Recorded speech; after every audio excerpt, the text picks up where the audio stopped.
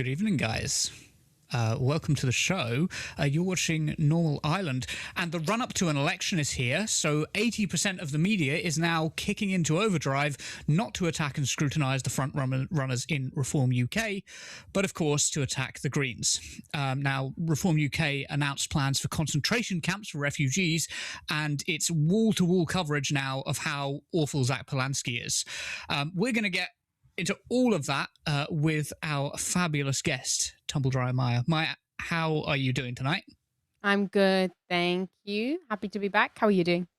Yeah, not too bad. I feel a bit close. I feel a bit close to the camera there. We didn't crop me quite right there. Thank you for the corrective edits. It was just this bit of my face directly in the camera. Yeah, not too bad. But of course, it's been stressful watching the media this week. Just going going full Zack. storm. Oh my god, freaking the fuck out over Zack Polanski. So coming up on tonight's show, devastating news for those of us who thought Zack Polanski was the British Red Cross. Turns out he isn't. The fight against anti-Semitism continues in Britain, with anti-Zionist Jewish voices constantly being silenced and spoken over. And Nigel Farage's got a £5 million donation that apparently required nothing in return. And finally, Dan Wootton and his doorstep video, which I'm deeply looking forward to. I thought that was one of the funniest videos that's been posted on the internet in maybe the last year or so. All of that and more, and I want to emphasise that tonight is just about providing a counter-narrative to the mainstream media's endless smearing of Zack Polanski, and I have 3 lessons that Zack and Green strategists, I think, should take away from tonight, with a lesson sort of tied loosely to each of the stories. Now, remember, you can help us grow by visiting turnleftmedia.co.uk/support to help fund our work, or by becoming a YouTube member. Look at that lovely website. Doesn't that look shiny and great? We absolutely love that. And you can buy merch now, and it comes really quickly. Just spitballing here, but the merch comes really quickly, and is great. It's really good quality. Some people I know ordered hats, and they're really good. I wasn't that shocked. We do take our recommendations seriously and try and do our research, but I was shocked at how good they looked. Just going to say it. But we should go on to our first story. So, supporters of the Greens who joined because Zack Polanski was a spokesperson for the British Red Cross will be devastated as news outlets leapt on the fact that he used the wrong word to describe what he did for the Red Cross. The Independent reports Zack Polanski is facing calls to come clean with the public after he is said to have falsely claimed to be a spokesman for the British Red Cross while crowdfunding his campaign to be deputy leader of the party. In posts on the website Crowdfunder, which have been archived by the Wayback Machine, he said, "As a spokesperson for the British Red Cross, I care deeply about ending racialized policing and have been calling for an end to the phony war on drugs. Black Lives Matter." It is understood that while Mr. Polanski has previously supported the charity, he has never been an official spokesperson. The Green Party leader made the claim as he campaigned to become its deputy leader back in 2022, which was first reported by The Times on Tuesday. Well, I can't believe this. Up until now, I was under the impression that Zack Polanski was the main voice of the British Red Cross, and I can't believe that he would lie to me like this. So, obviously I'm joking, and Zack has been a speaker at Red Cross events. There's lots of images of him hosting these events and campaigning for the Red Cross on social media. It is correct to say that he simply used the wrong term when he said he was a spokesperson for them, but he was a campaigner who spoke at their events. But many in our mainstream media have taken this story very seriously, including Nick Robinson, who interviewed Zack for Radio 4 this morning. A Times investigation says that you've made a series of false or disputed claims about jobs you've had in the past. Why, for example, did you say you were a spokesperson for the British Red Cross when they are absolutely clear that though a supporter of theirs, you were never a spokesperson for them? So I hosted various fundraisers for the British Red Cross, and indeed I would go on stage and speak for them about the amazing work they do tackling humanitarian crises, on the climate crisis, and indeed for refugees all around the world. I use the wrong word, and I accept that. But I would essentially take words on stage with me and speak. It's important, though, and I accept this, that they don't support any political party, and I've made sure that's been taken down. I used the wrong word, and I accept that. A reasonable statement, to be honest. And Zack did a good job there. And now we come to the first two of our three lessons, really. Never apologise, and always integrate your response with questions about material conditions. You always want to redirect into questions about material conditions. So, Zack did a good job. Don't get me wrong, but we want him to do better, because this still resulted in this response. I just want to bring you a breaking story, Zack Polanski, who we've been talking about, of course, in relation to those approval ratings. He has apologised in the last few moments for claiming to be a spokesperson for the British Red Cross. This is in relation to a story in the Times, the British Red Cross telling the Times that Polanski has not been a spokesperson for the charity, saying it's raised the issue with the Greens. He had claimed it on a personal website back in 2020, where he said that he was really proud of the work we do, falsely claiming to be a spokesperson for the Red Cross. But we can tell you now that he has, in the last few minutes, apologised. I used the wrong word, but I accept that. Telling the BBC in the last few minutes about that particular point. So how can this be avoided? Because every time that he apologises, every time he admits wrongdoing, it's just amplified. It doesn't lessen the attacks against him. Every accusation, I think, must be met with a redirection onto a topic the British people care about, and must also be treated with disdain, not as an admission of wrongdoing or an apology. Right? Your Farages, your Trumps, they never apologise to their handmaidens in the media. They treat every criticism as pathetic or reducible to a few bad apples. We've kind of got to learn to do the same. For instance, on the British Red Cross question, rather than simply saying use the wrong word, tell them it's pathetic that the media would weaponise the term being used when you were speaking and advocating for the British Red Cross, those whose work you believe in, because the principles of the British Red Cross are about helping ordinary people facing crises like the crisis of food inflation, crumbling local services, and energy bills soaring through the roof. Say to them, you want to waste the audience's time with nonsense semantics about the Red Cross while men and women up and down this country face soaring rents and high streets that are falling apart at the seams. I advocate for the amazing work done by the British Red Cross, just as I advocate for the workers of this country. I don't care about being a spokesperson for anyone but the British people, who have been left behind and failed by a Labour government that shamefully chose its corporate backers over making life affordable for the working man in this country. In every discussion, right, there has to be a bridge. Part of media training and part of the things that we really need to get really good at on the left is spotting the bridge and using the bridge to cross to the material conditions. Then we're in our home territory. So we've got a lot to get through, but Maia, I want to bring you in on this story. What do you make of the whole Red Cross story and situation? It's something I don't particularly care about. I don't think it's an interesting story. I think that when you have candidates that are not Zack Polanski, but like other candidates are so morally reprehensible, and you're splitting hairs over words. You're splitting hairs over the fact that he used the wrong terminology to describe a role he had. I don't give a rat's ass. I think, yeah, absolutely, Zack Polanski and the Greens in general could have a better kind of media strategy, and I think that objectively, yes, they could.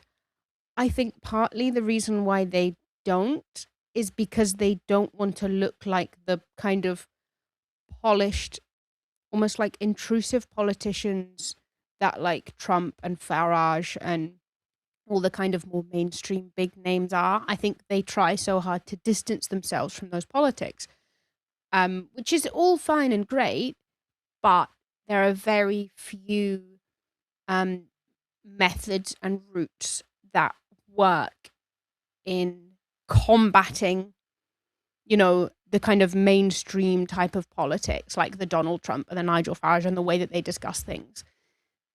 I get the strategy the Greens are using. They could be using a different one. Maybe if I was in that position, I'd be using a different one.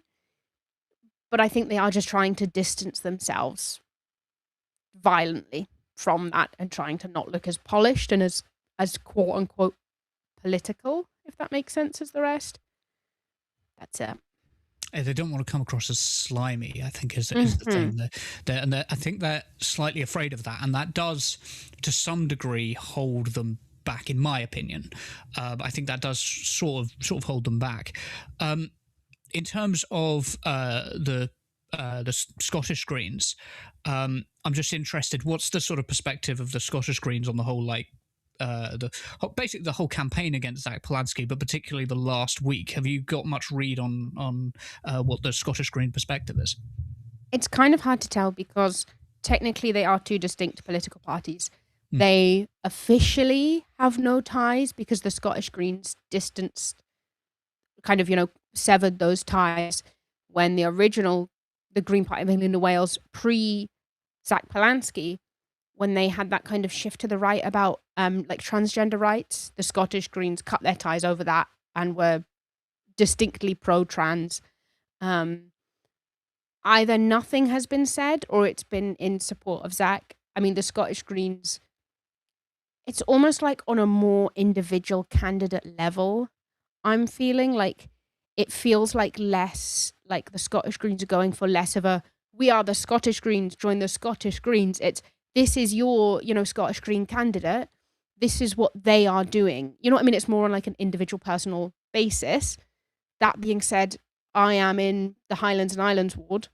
They would not win based on being a, you know what I mean? Like, you can't really expect a candidate here to win based on being part of a national party, because we very much reject that, like, national politics, central belt politics. But I think in general, nobody cares. It's a very small issue, been blown out of proportion. You know what I mean? Like, how many candidates have links to Epstein? How many candidates were in the Panama Papers?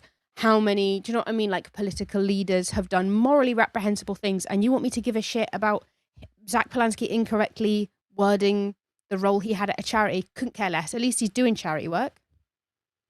I should mention as well that the Times report did also say that he falsely claimed to be a member of the National Council of Hypnotherapists or something like that, which I didn't even bother to put in the script.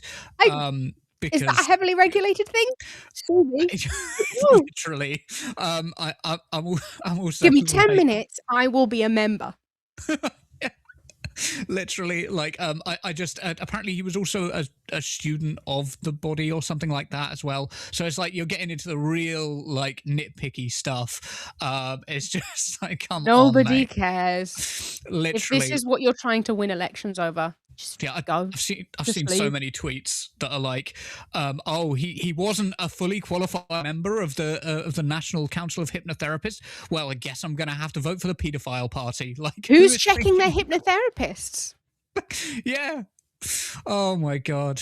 Yeah. We have to make sure that our hypnotherapists are properly regulate hypnotherapy. Put them on a list. It's just so unconnected to, like, anything useful when the Greens are talking about, like, a radical plan child to build poverty. Yeah, children poverty. Are starving to death. Literally. And Zack Polanski used the wrong word to say the work he does with the Red Cross. What other politician is doing work with the British Red Cross? Yeah. Like, I think it was 300,000 council homes they want to build, which would, like, drastically improve the conditions that that people live in, and also, like, a system to tackle the rentier economy that we live in, which, as Curtis, like, pointed out, I think it was on the last show, would, like, massively help the situation by making it easier for businesses as well. So you won't have dying high streets. And, you've got serious suggestions like this, and then you've got the National Council of Hypnotherapy. Actually, claim to be. It's like, what? Come on. But yes, we should quickly move on because I actually want to spend some time on the next story, if that's okay. Let's go on to the next story. Cool.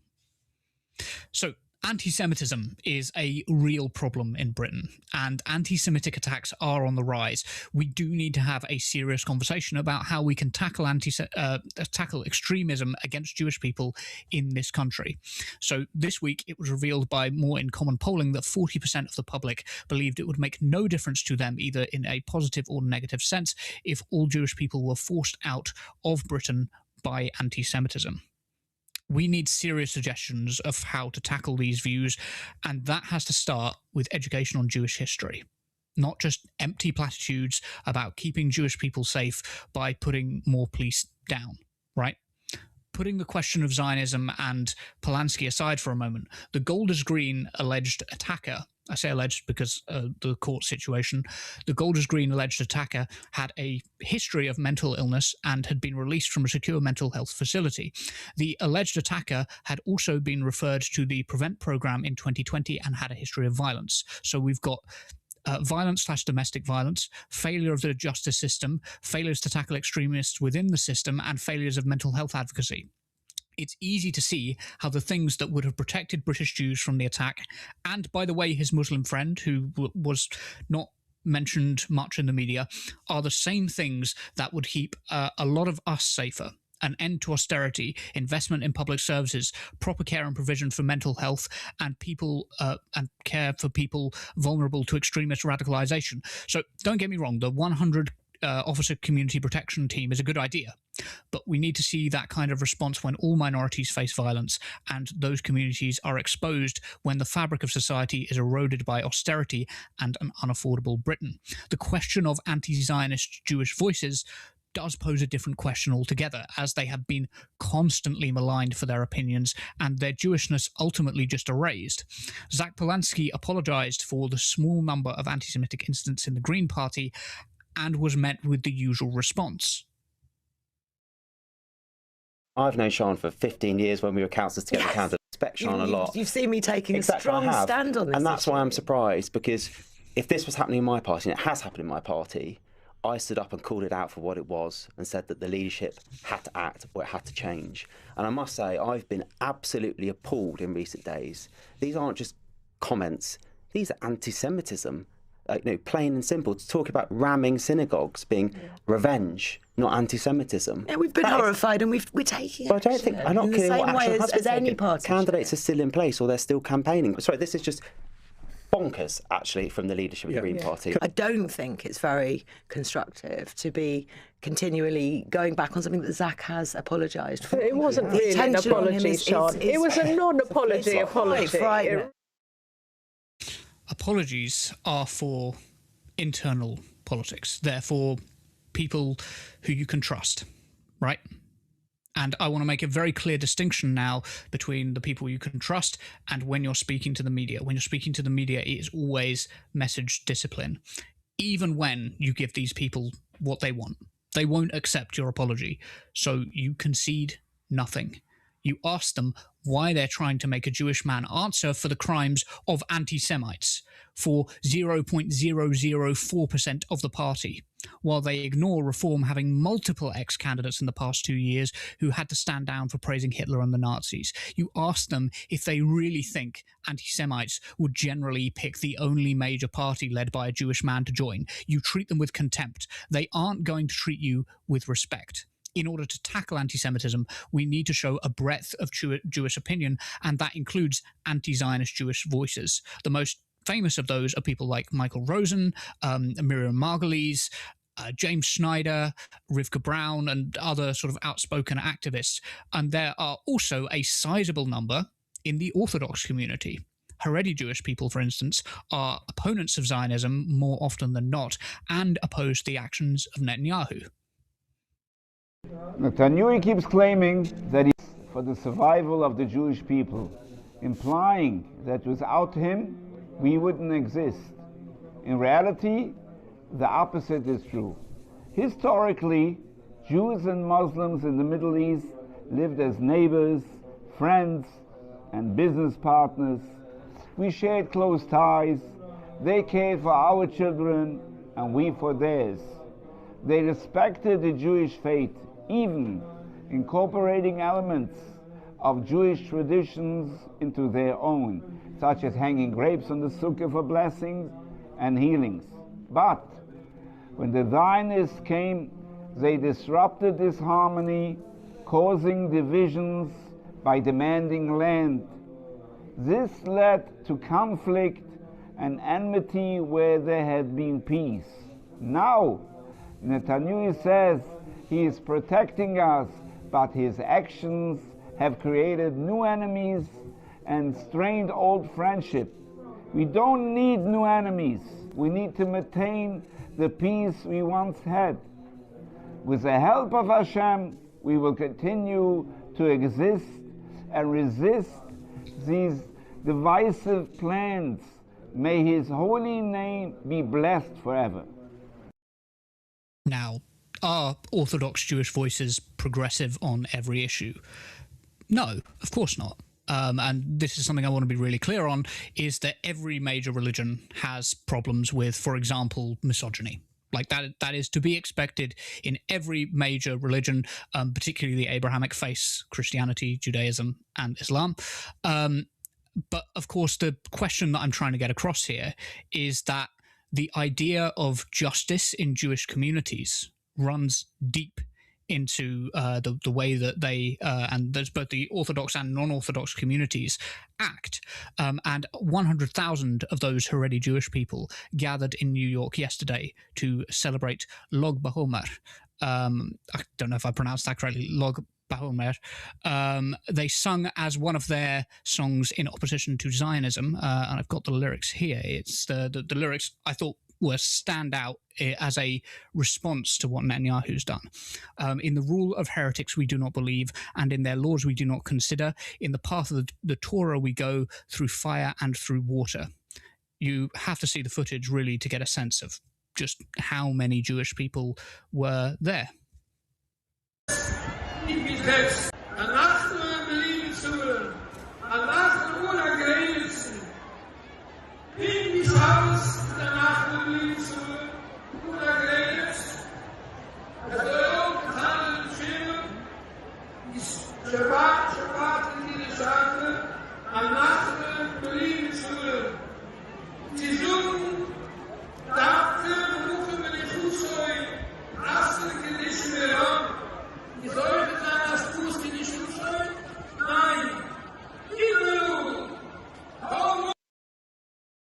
Log BaOmer is a celebration which is tied into Jewish history and Talmudic tradition as a period of joy in a time of mourning. Now, according to Talmudic tradition, Log BaOmer celebrates the passing of the plague that killed approximately 24,000 of Rabbi Akiva's students, which God only lifted when the students learned to stop treating their neighbors with disrespect.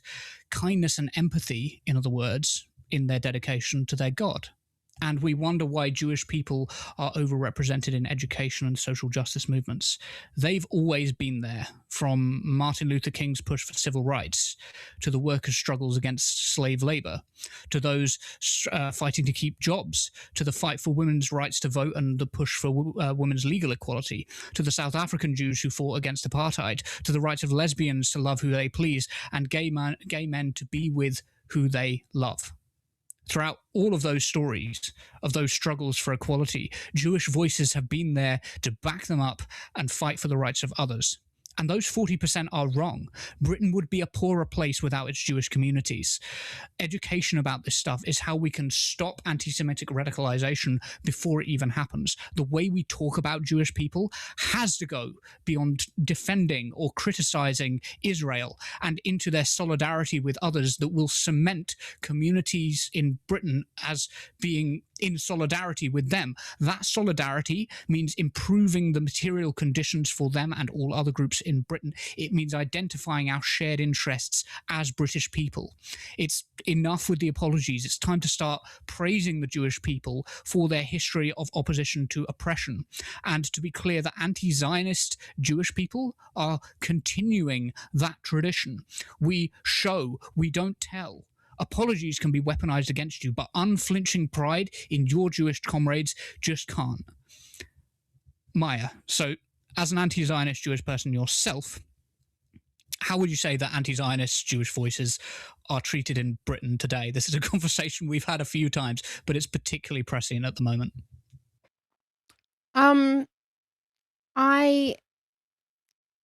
I think that Zionist Jewish voices get so much media time and just time in people's minds.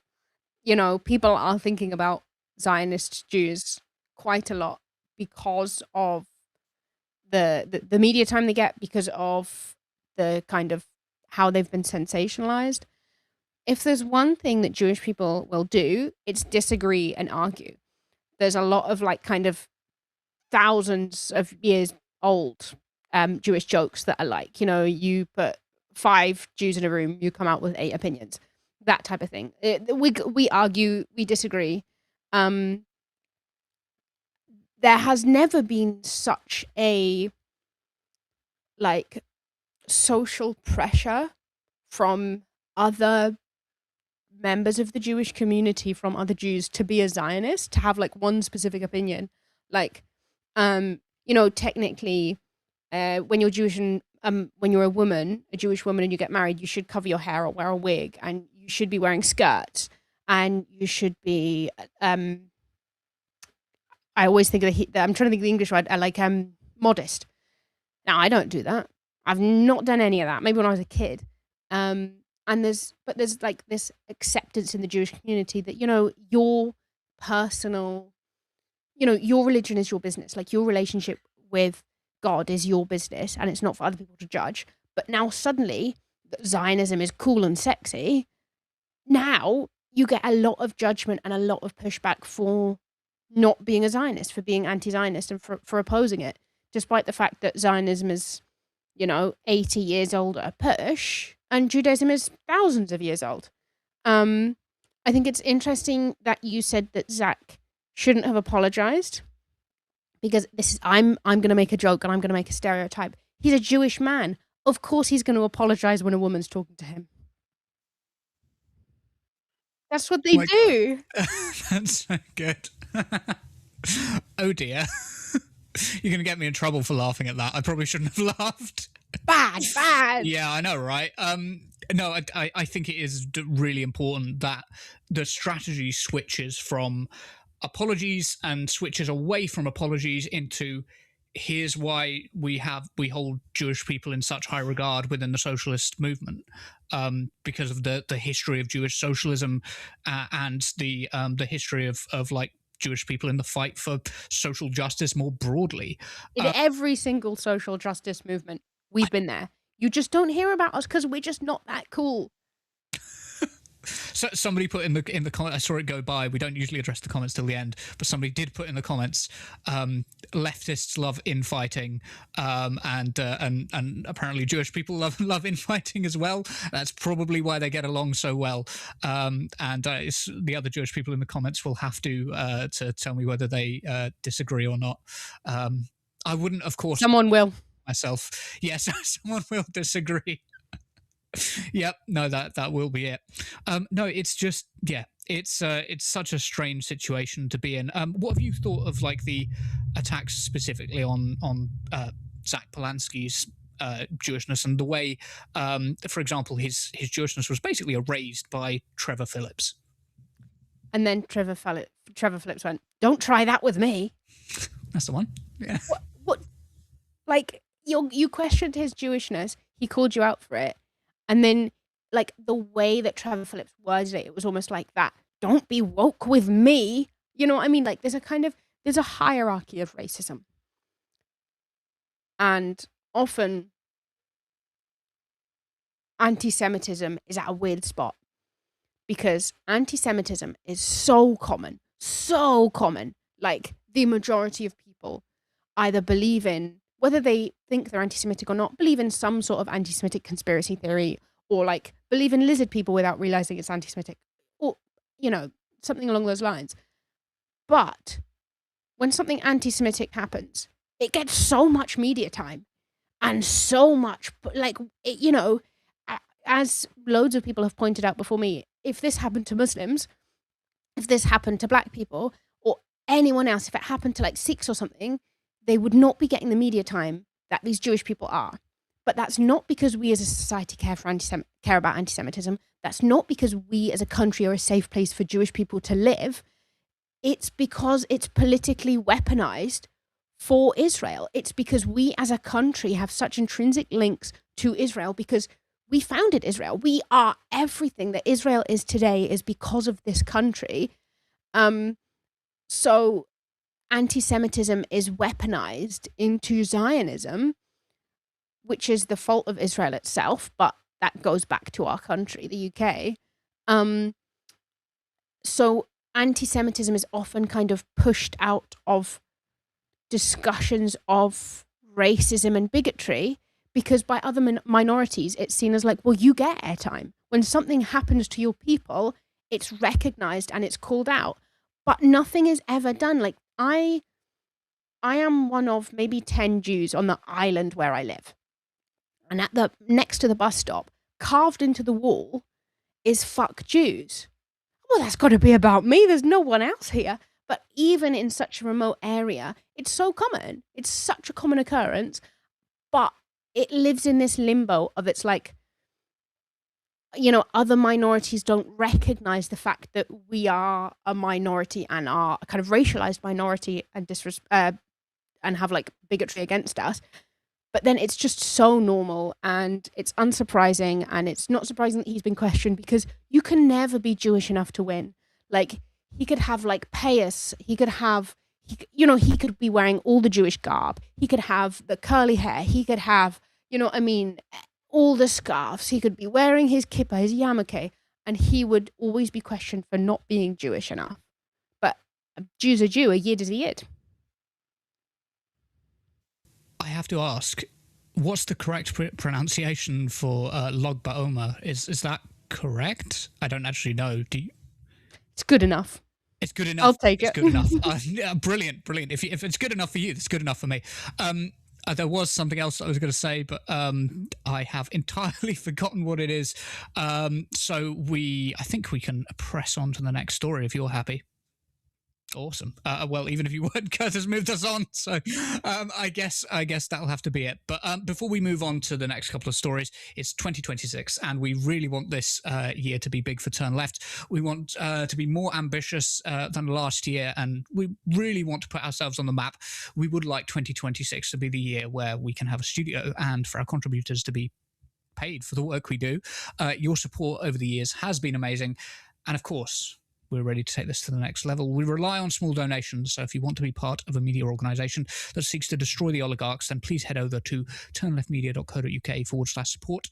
There you can support us monthly on Patreon, or there is another link for a one-time contribution. You can also become a YouTube member for 99p. Thank you very much. So, let's go on to the next story. Now, this might seem like a repeat story at first, but I'm going somewhere with it. You might remember Sarah covering a story about the £5 million gift given to Reform UK, or Nigel Farage specifically, right before Nigel Farage became an MP, and the lack of scrutiny he had received. But an interesting angle on this has emerged for me. Victoria Derbyshire's summary of the case was actually very useful. But first, Reform UK's leader, Nigel Farage, said today he didn't have to declare that £5 million given to him by Thailand-based crypto billionaire Christopher Harborne because it was a private gift to fund his personal security. It was given to him in 2024, before Mr Farage became an MP. I've been the most attacked, physically, politician of modern times, and yet despite repeated requests to the Home Office, the police, for protection and help, I've been denied at every twist and turn. This money is the only way I can look after myself and protect myself for the rest of my life. I will point out the most attacked is a bit of an exaggeration when there were MPs that were literally murdered within the last 5 years. I feel like that bears pointing out. You are not the most attacked MP, and it seems like he's trying to worm his way out of having to account for the money and how it might have been used by the crypto billionaire who donated it. Victoria continues. Now, The Guardian reported last that Christopher Harborne had given Mr Farage the $5 million in 2024 shortly before he declared he was running in that election. That gift was separate from the $12 million Mr Harborne donated to Reform last year. The billionaire has also previously donated to the Brexit Party and to Boris Johnson. So, what's interesting to me about this has almost nothing to do with the gift, but Nigel Farage's strategy of avoiding mainstream media in the run-up to the election, right? He knows they'll be harsh on him, so he is sticking to media outlets that he either controls or owns. And this got me thinking. It's almost unrelated to Nigel Farage's $5 million, for which he's received very little scrutiny, aside from that Victoria Derbyshire clip. But rather than spending his time, Zack Polanski's time, trying to argue Trevor Phillips into a reasonable position in the run-up to an election, should Zack just be taking a leaf out of Farage's book? Should Zack just acknowledge he won't get a fair shake and release tightly controlled responses through bold politics rather than doing the media rounds, specifically in the run-up to the election, right? Because he's a good media performer in other situations, but when the media are in the run-up to an election, they are very clearly out for blood. And specifically, the blood of a left-wing socialist, right? And I mean that figuratively. Obviously, I'm not claiming that they are trying to murder him or anything like that. What I mean to say is they are going after him harder than they're practically going after any other politician. And of course, the only time we've seen this before is with Jeremy Corbyn. So should Zack just acknowledge, okay, I'm not going to get a fair shake. I'm going to release these, tightly scripted videos through bold politics, force them to either quote his prepared response from his own edited video, which emphasises how much the Green Party will lower bills and push back for renters and the working class, or be left shadowboxing. Because, of course, he can put out statements in such a way that the response is, here's the accusation, and my response is, sure, that's why we need to lower bills and push back for the working class, for renters, and make sure that people aren't paying sky-high bills in supermarkets, da-da-da-da-da. Even if it's unrelated, you leave them in the position where they either quote what you put out and end up doing your work for you, or they pretend that you never responded to them. And you might say, oh, but then they'll mock him for not appearing. They'll leave the chair empty. But they're kind of doing that anyway. And Nigel Farage gets far less scrutiny for ducking accountability than Polanski does for wading through the swamp. This is a kind of a strategic question. I'm thinking very strategically tonight about the war on Zack Polanski and what we can learn from it. So what do you think, Maia? Could that be a potential strategy for the next election? Keep the king in the castle away from the battle when the enemy fight dirty. What do we think? I mean, I think it's a politically literate strategy, yes. They're not going to use it. I think that, I mean, I have never met him. I don't know that Zack Polanski would be willing to remove himself from the people so readily. I think he takes a lot of pride in being like, how like Zohran Mamdani does, like he's in the streets. He's boots on the ground politics. I think that's kind of what Zack Polanski's going for. And just the Greens in general seem to be going for more of a people first politics rather than like I don't want to say media literate because that's giving an edge I don't mean, but media literate politics, you know what I mean? Like I really do think it would work. Maybe it would win them votes. I don't know that they want to win those votes. I don't know that that's the campaign they want to run and the methodology they want to run on. See, this is the thing. Like, I think there needs to be a separation between talking to the people and talking to them through his podcast or being on the ground and talking to people, which Zohran Mamdani does do, and that the distinction between that and, because I think you're right, I think he is somebody who likes talking to people, and acknowledging, okay, this is a hostile space, this is my enemy, I need to step away from this in the run up to an election, because that is when the media gets like most vicious. That's when the sort of like the Sun headlines are going to come out. Do you know what I mean? Like the Daily Telegraph, Jeremy Corbyn ate my hamster type stuff comes out. I will also ask, did you see the Polanski smears of like all the mock-ups that people were doing, the different sort of like he left the toilet seat up, yes, stuff exactly. like that. Yeah, yeah, yes. Zack Polanski once released a bag of wasps in an old people's home in 2023. Or I was there. Like he did it. Yeah, he did it. Absolutely incredible stuff. That was a really short story, and I want to get on so that we can get on to the comments section. So let's go straight on to the next one, just doing these little mini stories, because I think they're interesting. I couldn't resist adding this one in. So, Dan Wootton, who was let go from GB News and now runs his own YouTube channel, had two green canvassers knock on his door, and he brutally slammed them down for being polite and lovely people. He said, "The tit whisperer, Zack Polanski, thought it would be a good idea to send two of his woke green goons to my doorstep, but they weren't keen to engage when I pushed them on his false hypnotism claims or Mothin Ali's Islamism. The Green Party is deluded and dangerous." Dan, I don't think it's very likely that Zack sent them to your door himself, but if he did, and Zack, if you are listening to this, 10 out of 10 trolling. Fuck it. I love it. I love it. Do it again. Send them to like Katie Hopkins' doorstep as well. Fucking hilarious. I love it. And it was, I'm losing my words. It was accompanied, excuse me, by this unintentionally hilarious video. Hello. From the Green Party ahead of my election. Oh God. No, that's okay. Are you honestly? Yeah. So you support the tit whisperer? That's what I call Zack Polanski. Oh gosh, I love your suit, by the way. Thank you. Very sweet. So do you know that he tried to hypnotise a woman?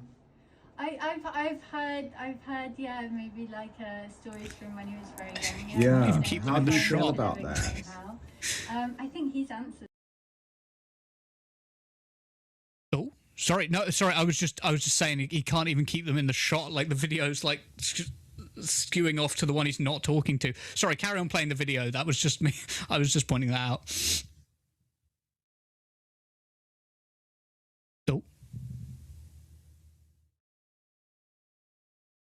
I can't hear the moderators trying to speak to me, and I cannot hear what they're saying. Why is the sound gone?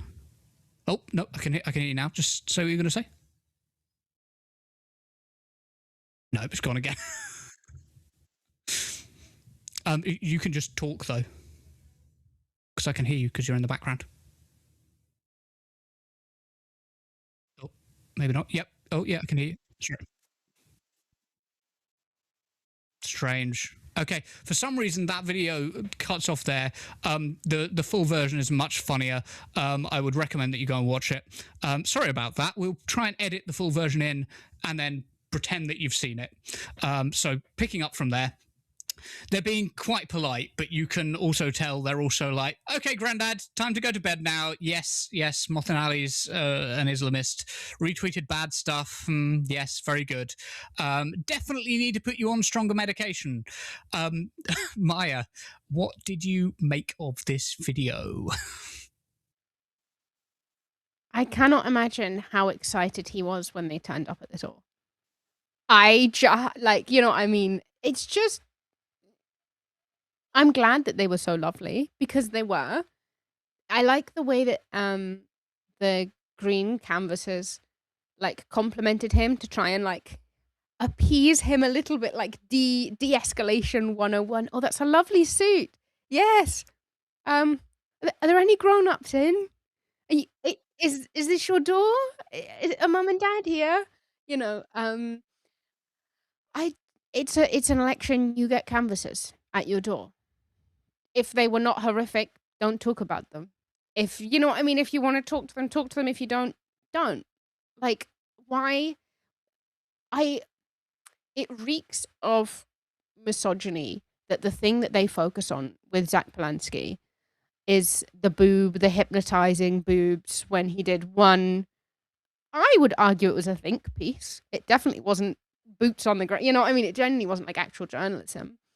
I don't give up. That's what you're focusing on. He has so many policies and you're stuck up on titties. Like, seriously? A gay man mentions boobs once. That might be the only time in his life he's mentioned boobs. You don't know. Suddenly everyone's stuck up on it. Tit whisperer. He was chuffed with himself. He was so pleased he thought of that. It's not even funny. Like, it was funny the first 5 times I saw something about it. And it's interesting that a politician is such a normal guy that he actually had a career before politics. Like, everyone likes to make out that Nigel Farage is such a normal person. But what did he do before he was in politics? Nobody knows. He was elusive. He just had money. But Zack Polanski, like, sorry, he had to have a job. Is it really that immoral of a job if he pretended that potentially he could make people's boobs bigger, allegedly? Like, Dan, it's okay if you want big boobs. You can get that. Like, you have money. You could go some implants in, you know. No one cares. Why are you so obsessed with boobs? There is this kind of obsession. And of course, you're right to bring up misogyny, because also it was as though he saw 2 young women on the doorstep who were like really polite to him, like really chill throughout the whole video. They're just like, yeah, okay, all right, yeah, we get it. We don't think this is going to be productive. And they're correct.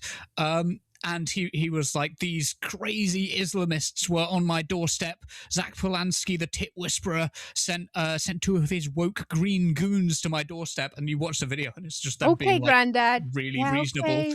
Yeah, just like really, like, you can There tell. were that goons on your door? Okay. Yeah, like, You want a hobnob? yeah, that is genuinely how it feels. And just how out of step the like green goons on my doorstep thing is with the actual video, which is like 2 reasonably polite people just being chill there. I did see who was it? There was Emily Hewitson. She like put out this tweet. And obviously she's like conservative, kind of leaning conservative.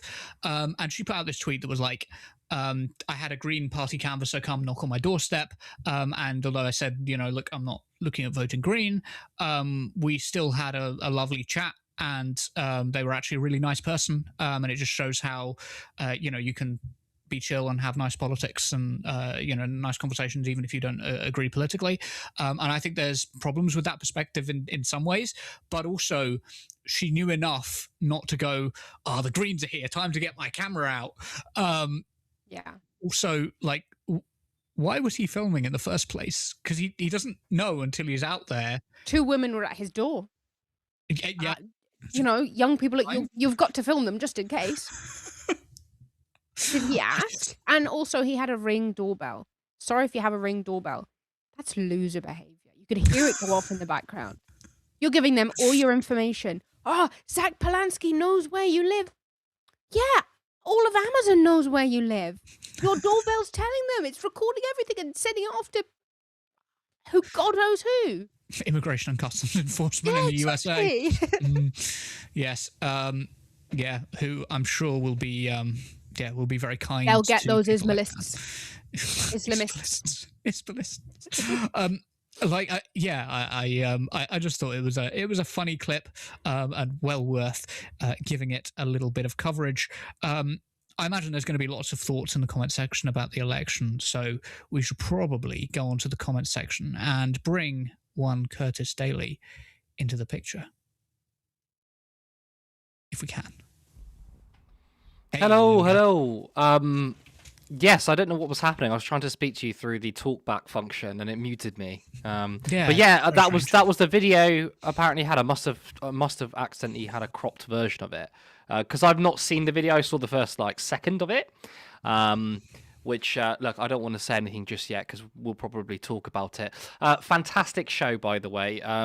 lots of love for your speech. Actually, I guess through the weaponization of anti-Semitism, it's not often, I think, that we get to, as Turn Left, get to really stand up for the Jewish community, because we're constantly fighting against the smears, and we're constantly saying, right, this particular thing isn't anti-Semitic.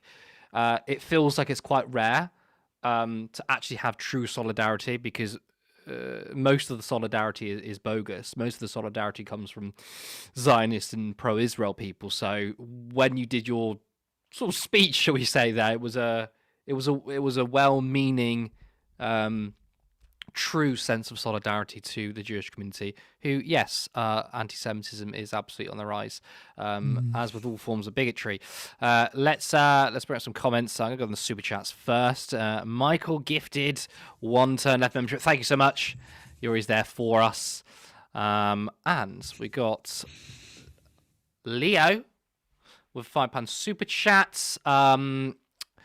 Where this is an actual anti-Semitism problem, Reform UK and notorious literal Nazis and Hitler supporters standing for them.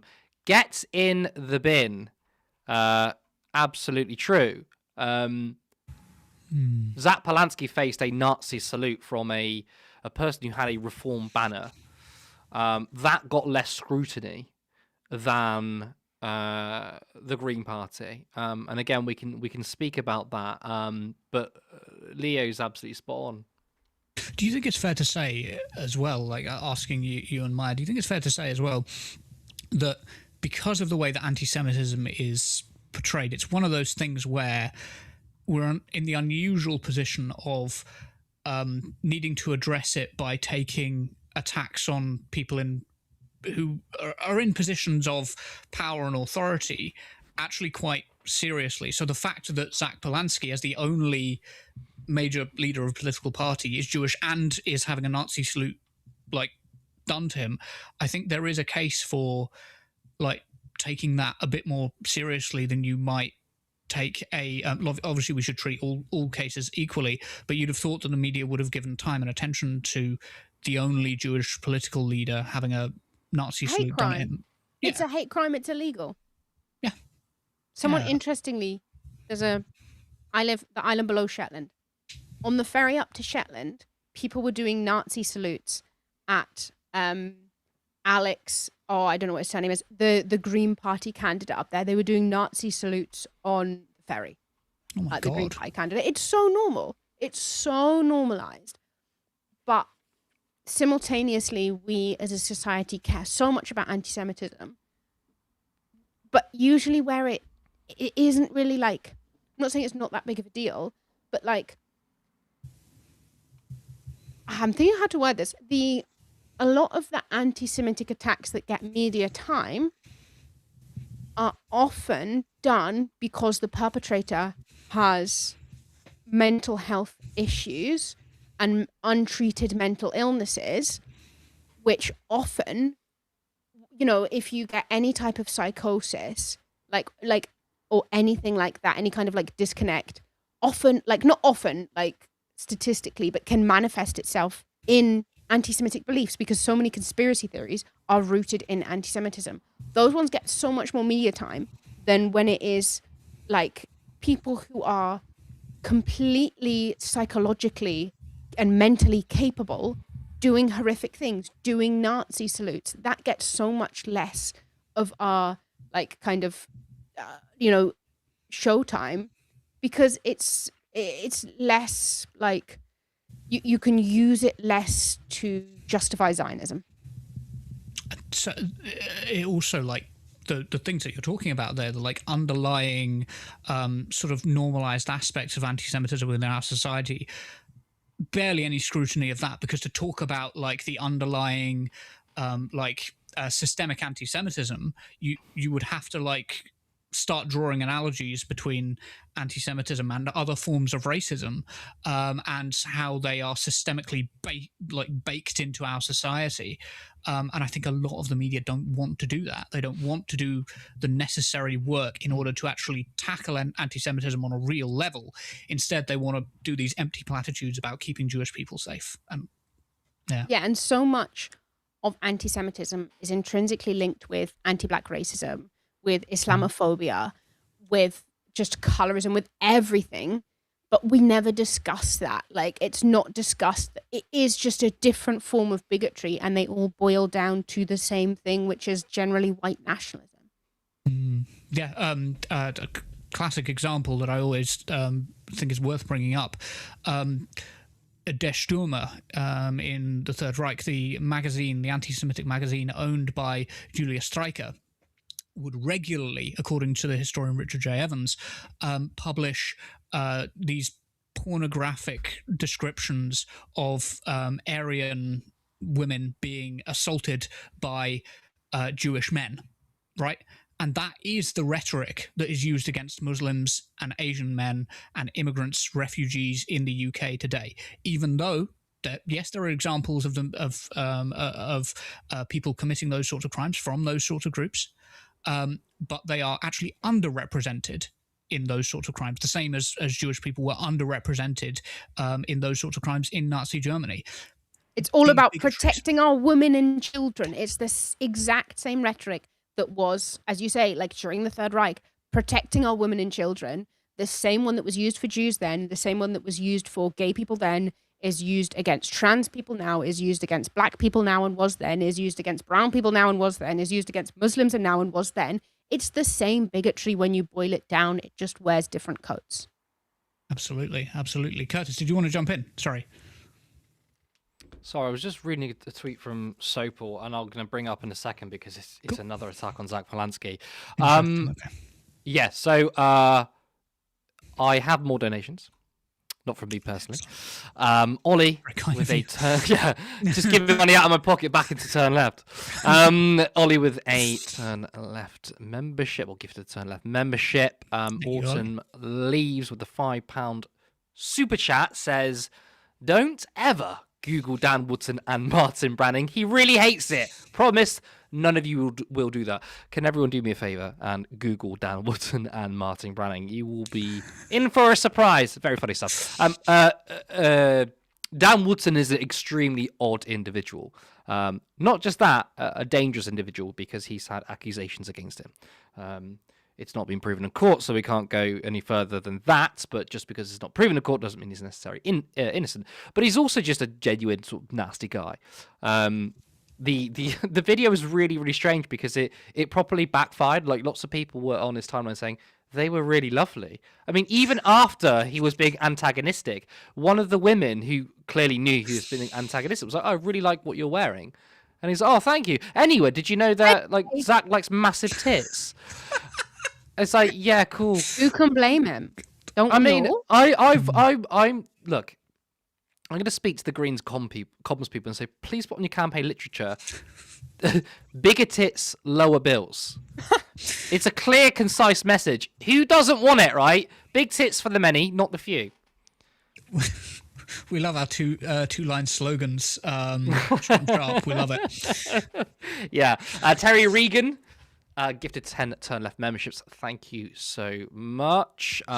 Specs said, "I got my Turn Left t-shirt today. Very comfy." Now, you would have known that if you were in our Discord. So if someone can kindly drop the link in our Discord, please come join, because we're all in there, so you get to chat with us. But also, it's a great to build the community, and we sometimes send you behind-the-scenes stuff which before it goes out. But it's just fun. So please come join our Discord. Please someone drop it in the comment section. Specs also with a £5 super chat and says, here we go. Also, we hang out in the Discord voice chat after every show. Come and hang out. Can a mod please post a Discord link? I actually didn't know you had that comment up. That was just perfect timing. Layla Spellwind. Alexander Armitage is the local MP for Greens in Shetland. Super nice guy. Gets a ton of hate on his posts. Green signs torn down in Lerwick too. He's a paediatric doctor. And he's facing Nazi salutes and online abuse. That sounds like if you're in the local area, piss off the Nazis and vote for him. Good message as well. Absolutely. Let's go to the rest of our comments. Flow Snake. And I thought this is a really good one for you. Do you know the channel Fighting Matters HQ? It's US anti-fash BJJ channel. Thought it might be of interest. So Ben, cool. You like your BJJ Big Juicy Jugs? It is. It is. It's Brazilian Jiu-Jitsu. I'm actually going to write that down. I don't have I can't. Hang on, Fighting Matters HQ.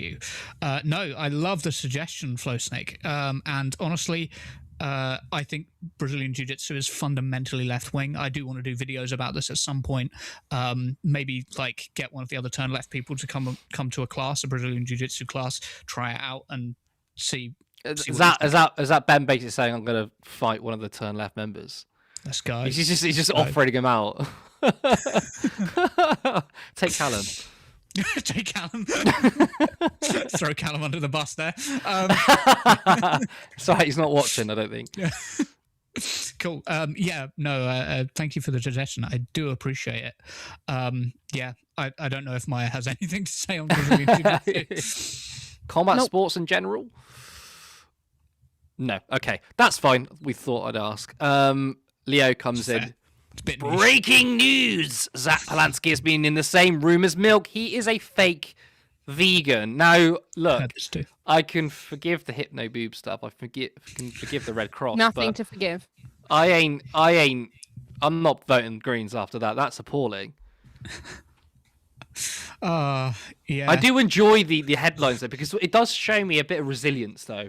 Again, this is all very online, but like all the people doing their fake headlines, like Zack Polanski did this, Zack Polanski did that. It's mocking obviously the media class, and I hope the good people of Britain don't take it. I was speaking to Eden Hills this morning actually.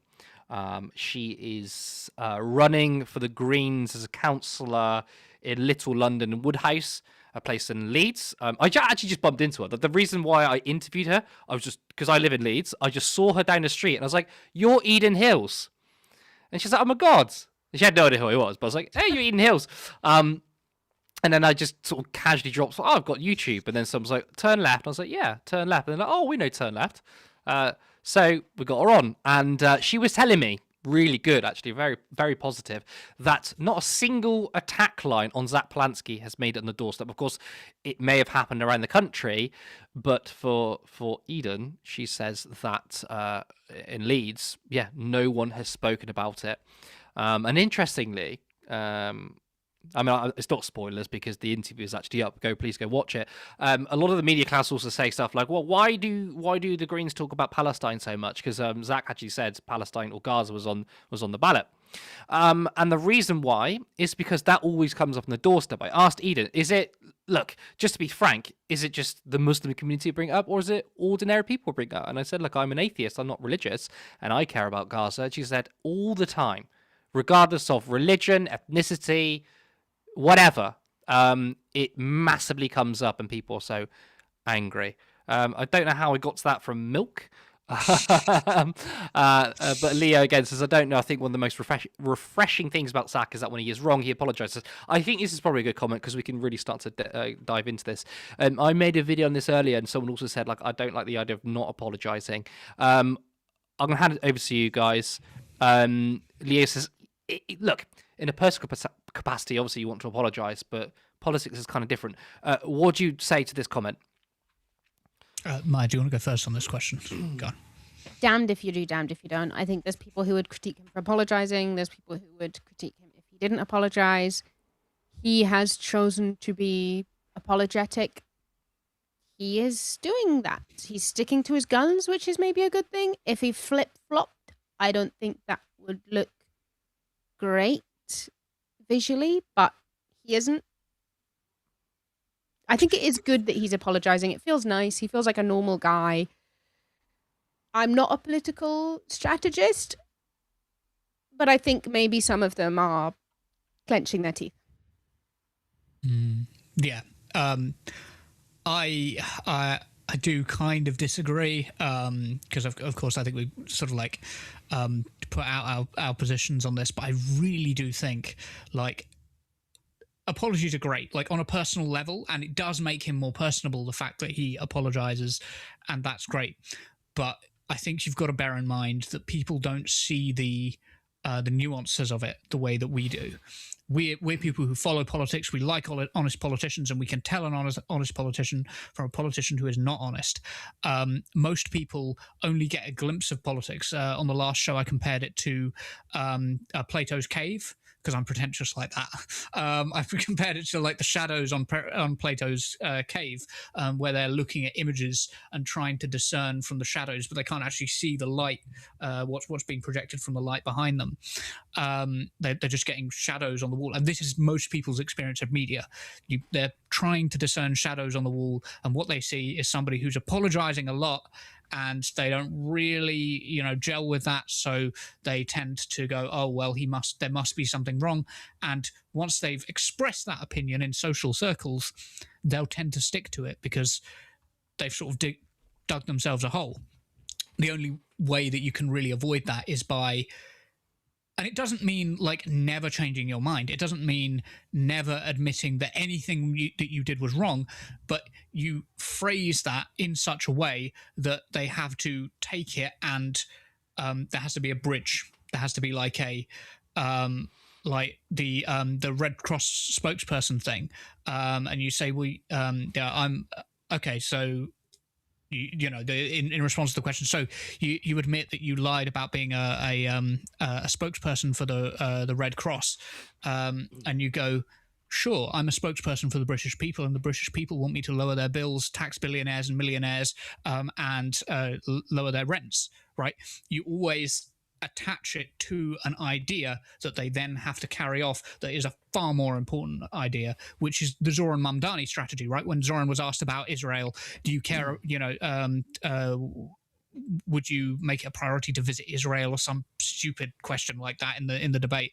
And he was like, no, I wouldn't be looking at visiting any foreign country. I would be looking after people around the world, including Jewish New Yorkers. I phrased that wrong. I would be looking after New Yorkers here in New York, increasing their affordability, and that includes for Jewish New Yorkers as well, or something along those lines. So much stronger. Keep it grounded in the here and now, and keep it grounded in people's material conditions. I mean, I think to address Leo's comment, I thought Jeremy Corbyn was incredibly refreshing. I thought he was honest. He had integrity. Yet, unfortunately, most of the country didn't agree with me. A lot of the country felt he was weak. Now, I felt like he had integrity, but people thought he was weak. We might say it's very refreshing that Zack can apologise, but the problem is we live in a world in which that does not work. To put it frank, confident assholes are quite successful. David Cameron never apologized once he became Prime Minister. Boris Johnson never apologized once he became Prime Minister. Donald Trump never apologized and he became President. So there's a difference between like being a decent human being. Obviously, Zack should apologize in personal matters, but when it comes to politics, you don't. It does show a sign of weakness, even though it's not weak to apologize. That is what the message is said. Like Nigel Farage, I think no one would have backed Nigel Farage if he had the same politics and policies, but he was like, and timid. I think because he's so shameless, right? He's shameless. A lot of people do gravitate towards that. They even acknowledge he's an arsehole. A lot of people who when you ask about Nigel Farage, they're not blinded. I mean, a lot of them don't think he's a common man or man of the people, and I think a lot of people get that assessment wrong. They think, how can people think he's a man of the people? I don't think many people think that. A lot of people know he's a fucking arsehole, but they are so sick of the two-party system. They're like, well, at least this fucking arsehole can maybe do something. Zack Polanski, maybe not even Zack Polanski, or a leader in the future needs to be a left-wing fucking arsehole, because it's not that, look, I really like him, he has integrity, but I don't think he can be Prime Minister, or I don't think he can take on the corporations, or Israel, for example. You need like a left-wing arsehole who's like, I'm going to do it. Because politics is a dirty game. I could rant on about this for ages, but I know there's a lot to talk about. But I agree with you, Leo. I think it's refreshing, but I don't think it's a good political strategy. So the whole Farage says it like it is the dark woke push Yeah. from people like Kyle Kalinske is a great example, actually. Ironically, he doesn't say how it is, but people think that because he's so confident in what he says, and that's important. So even if he's lying through his teeth, he doesn't take shit, he doesn't take criticism, and he goes forward with it. And people go, do you know what? You may disagree with him, but he says it how it is. The left needs to be like that. Honestly. Graham Subworth, working man Mr. Polanski, are you a misogynist as well as an anti-Semite now? Laura Koonsberg, probably. Laura Koonsberg is an extremely well-paid journalist, and she is a god-awful journalist too. I do not know how she's in her position. Now, I think Trevor Phillips was the melt of the week, shall I say, and overshadowed Laura Koonsberg, but Laura Koonsberg kind of does it every single week in, week out. I have no respect for Laura. Yeah. You'll hear nothing different from us. Yeah, no, you're going to say, she's my favourite, actually. No, yeah, she doesn't get much love here. Sandpits691, here we go. Zack Polanski, in all caps, buddy. Zack Polanski isn't a practicing Jew. He uses his heritage as a shield for his anti-Semitism. And as I said earlier, any right-wing comments, we put them up, so please stick around. I don't know if you're here anymore. I'm going to assume you're not, but we do play your comments. Who cares if he's a practicing Jew or not? Why does that make any difference? And how does this shield him from his anti-Semitism? Responses to this comment? He's actually a professional Jew. He has a job. He's not practicing. He's got it down. He passed the qualifications, passed the exam. It's such a non-Jewish thing to say. I have never been asked by another Jew whether I'm practicing or not. It's just a thing that non-Jewish people would ask you because, like, some people would say, I'm a devout Jew. Some people would say, well, no, you're not sinner. So, you're not up to the standard that I am. So, no, you're not a Jew. But no one cares. If you're Jewish, you're Jewish. There's an old Jewish phrase that says, a yid is a yid. A Jew is a Jew. If you're Jewish, you're Jewish. If your mum's Jewish, you're Jewish. In some sects, if your dad is Jewish, sects. If your dad is Jewish, you're Jewish. Why would you lie about being Jewish? It would be strange, wouldn't it? But also, I think, like, if you've got, like, a serious anti-Semite and conspiracy theorist, they're not going to go, oh, well, Zack Polanski's Jewish, so he's part of the conspiracy, and then find out he's not a practicing Jewish person and go, oh, sorry, I didn't realize that he didn't read the Torah. He's not a practicing Jew. He doesn't have, his rest day on a Friday. I guess that means that I'll leave him. That's not how that works. Like, I work every Friday. Sorry, I can't not work on Fridays. I have a job I need to do. So that makes me not a practice. Just no one cares. I as a Jew don't care if he practices or not because he's a politician.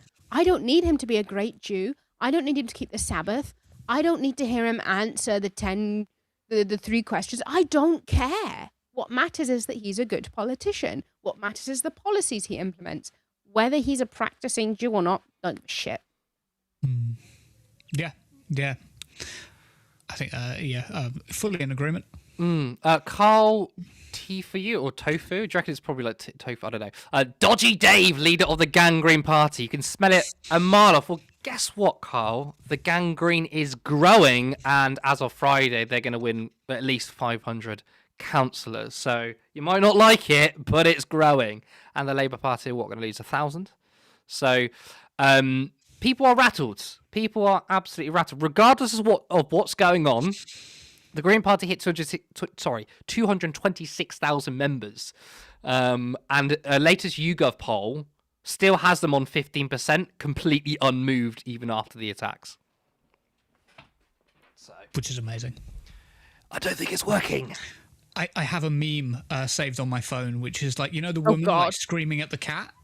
The woman screaming at the cat, and I just changed the cat for Zack Polanski and put David Paulden over the top. Because Paulden!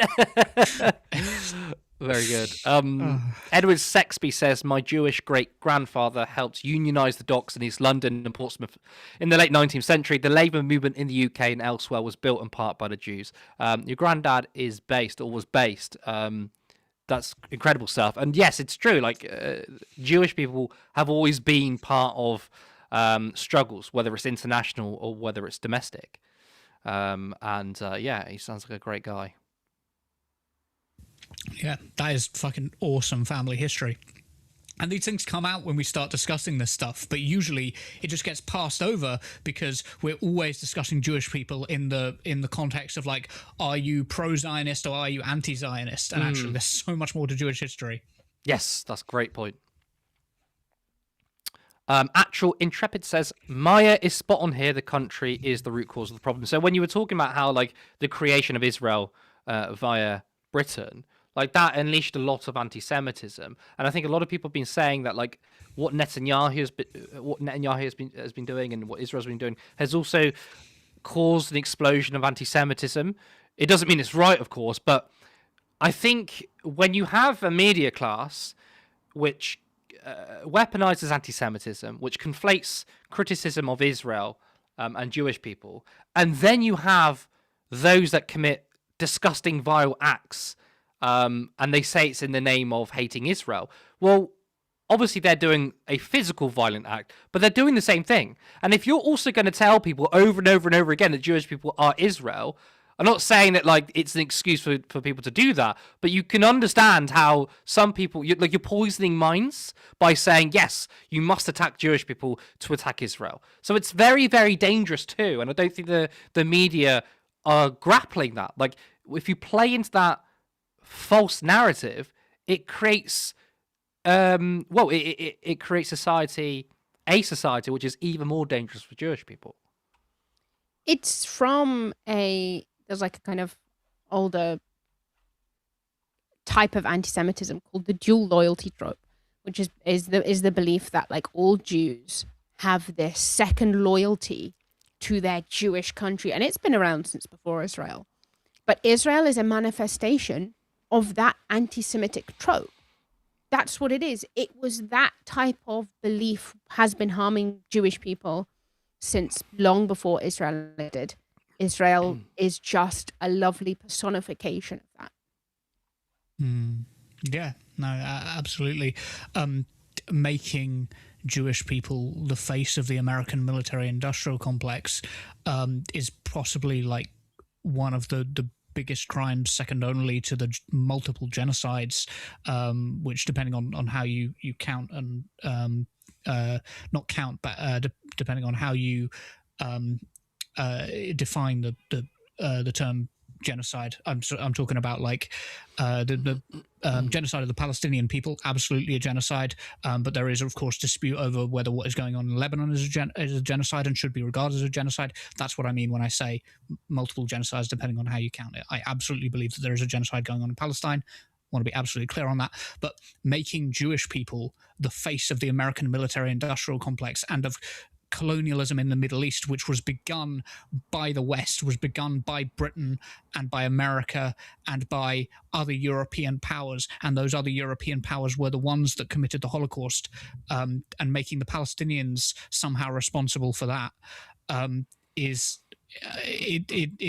horrific, and it is part of the crime of the modern conception of Zionism, and why we should like ultimately reject it, but we have to always speak positively about the very strong socialist, left-wing, progressive-minded, justice-minded and equality-minded Jewish people throughout the world who have rejected Zionism, and even those in Israel, for example, such as B'Tselem, who have done great work in documenting and opposing the genocide of the Palestinians, and give them their due credit, and say this is, this due is credit. Due credit. This you is can't not say that. I know. I get in trouble for saying that again. But this is not this is not about Jewish people. This is specifically about a state that is committing genocide to the horror of so many people throughout the world, both Jewish and non-Jewish. Final comment from Jacqueline. I bet Frogface hasn't been nearly as much to attack as people like Diane Abbott and Zara Sultana. Now, watching Farage whine like a bitch was very, very funny, but it's also very sinister in what he said, because as you pointed out, Ben, David Amos and Joe Cox were literally stabbed to death, like killed. So to say that he's the most attacked politician MP is crazy. He's had milkshake thrown on him. Whilst verbal, Diane Abbott was the most abused MP in 2019. She's had the most horrific racism sent her way, and she's not new to it. It's not just social media. She used to get letters in the post back in the 80s, handwritten letters to say that, dropping the N-word, basically. So for him to sit there and say, this extremely privileged man to say, I'm the most attacked MP, is fucking appalling. And you were given 5 million quid. Even if it was for security purposes, the fact that someone readily available can give you 5 million quid shows that you are just in bed with very, very rich people and you're rich yourself. That's not a man who's going to represent the people. He's a benefit scrounger. He's scrounging benefits for his security. My mind immediately went to Diane Abbott. Like, you think you're the worst one here? Like, seriously, Nigel Farage is just so oppressed and so hated, and he just can't afford the lifestyle he has. So he needs 5 million from the one donor that is funding Reform UK. He is like 2/3 of their donations are from that one man. And I think it's interesting. He lives in, I think, Thailand, and he changed his name, so he has a Thai name now. No one is using, no one is in the kind of British media are not using that foreign name. They're using his British one because they're trying to distance the fact that this Christopher Harvard, isn't it? They don't want Reform to be tied to foreign donors, which is exactly what they are. A bit off topic, but I do love that Diane Abbott turned up to the inquiry into McSweeney and the others. Yeah, and I think she had sunglasses on. Yeah, our queen. I was expecting her to just crack an M&S mojito on that train. All those years ago. Obviously, I wasn't around with Princess Diana, but I'm around now, so she's my Di. Our Diane Abbott. She's my Diana. Oh yeah, she's my Diana. I wanted to add one on the end. I did want to give. Yes. Sorry, I think it's yes. I wasn't sure if you started or not, but I will show it for you. Yeah, so no, I did. Becca says, so don't admit when you're wrong and don't say what you see. Be dishonest and arrogant. That might work for some, but not for me. Ben, I think you really want to respond to this one. Yeah, I wanted to address this because.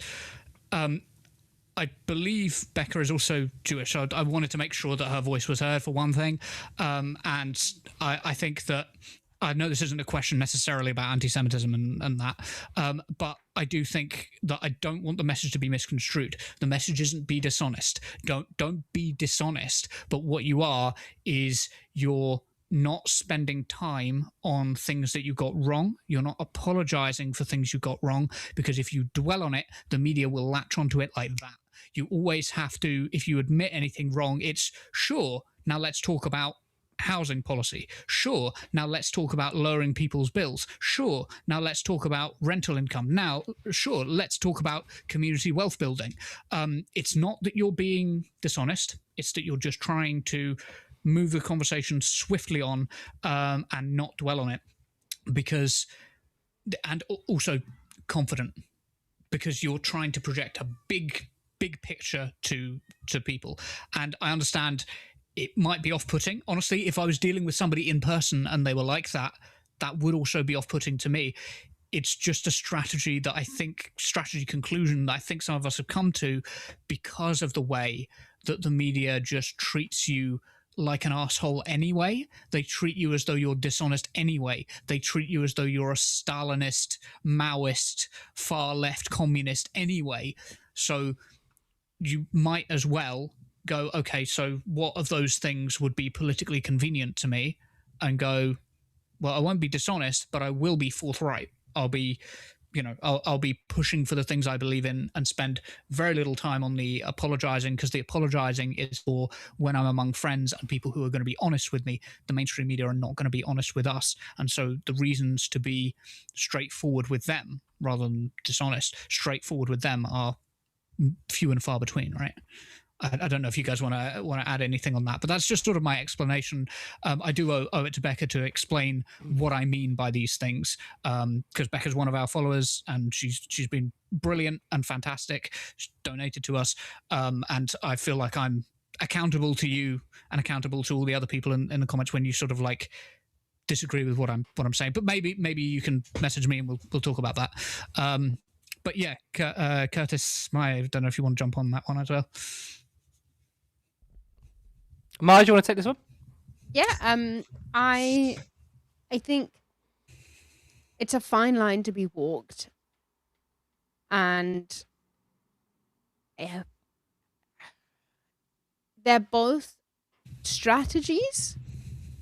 One of them, there's trade-offs with either direction, If when you choose to either be that apologetic, admitting that you're wrong, very humble person, you are trading off optics for humility, and it's flipped the other way. I think that it doesn't work as well when you're explaining this is the political tactic they should be doing, because it sounds a lot more methodical and rigid than what it actually sounds like in practice. Like unless you're looking out for it when you're listening to, it's like the morally good version of the fire hose fallacy, that kind of like just spreading blatant lies. But you're not going to spread blatant lies when someone asks you a question. You're going to redirect and just hit on policy, popular policy, hit on truths, on stuff like that. Material conditions. Becca then says, you don't owe me anything, love. You say what you think and you do a good job. I really like what you said, Ben, there, like how we are kind of accountable to our viewers, and especially those that donate to us, because like you've got the corporate media, they're accountable to their billionaire backers, and GB News is accountable to like Paul Marshall. So I guess it is kind of nice to be like, we are accountable to you in the very socialist spirit, I guess. Lots of love to you, Becca. I am going to hand it back over to you, Ben. Thank you so much for a great show. Excellent. Well, thank you first of all to Maia for coming on. I always have like a great time when we get together and get to do this. I feel like we didn't get to cover much beyond the usual stuff that we would often talk about when we got together and did a show.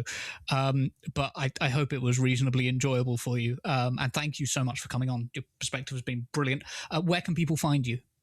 I'm primarily on TikTok. Sorry, short form content. It's Tumble Dry Maia, as I am everywhere. I'm on Instagram, but it's not anything content related. That's just little old me. But if there's anything I will do with you, Ben, it is beat a dead horse. Happy to be here. Yeah. That's good. For some reason, I took that literally, and I was like, "Wait, what?" Like that's our plans later, right? Yeah, gonna go out in a field somewhere and just whatever we need to do to prepare for tomorrow, and the election results coming in tomorrow evening. Whatever we need to do, yes. Because Curtis just said lots of alcohol in our ears. Because whatever happens tomorrow, Reform are going to win big, and that is almost entirely the fault of Keir Starmer and the mainstream media. It really does bear saying they've done fucking nothing to combat Reform. And we should close out the show. Apologies. I know it's gone on for some time, but this is a pre-election show. Lots of things that it's important to cover, lots of strategies to discuss, lots of what have we learned from this. And with that in mind, I want to emphasize the three messages, like positive coverage of Jewish people, doing, not doing, not saying, and making sure that Jewish history is talked about in a way that goes beyond Zionism versus anti-Zionism. Secondly, don't apologize. stop apologizing, stop backing down, stop spending time explaining. When you're explaining, you are losing. And thirdly, of course, make sure that you are always discussing people's material conditions. Make sure you're always talking about material conditions. And oh no, sorry, I got one of those wrong. One of those was supposed to be in the run up to an election in the final 2 weeks. Don't do the media rounds. They're not worth it. You want to put out tightly controlled media content, as though this was tightly controlled media content when it's just me ad-libbing towards the end. Remember that you can support us on turnleftmedia.co.uk/support. turnleftmedia.co.uk. And you can also become a YouTube member for just 99p. And we have shows on Monday, Wednesday, and Friday. I should tell you, on Friday, we're planning to do a election roundup, an election special. And that should be a lot of fun. Do come and watch that show. We're trying to get all five of us, potentially just four of us, on to talk about the election. So do come along to that. Other than that, have a good night. And I hope the election goes well for you all. Don't forget to bring your ID when you vote.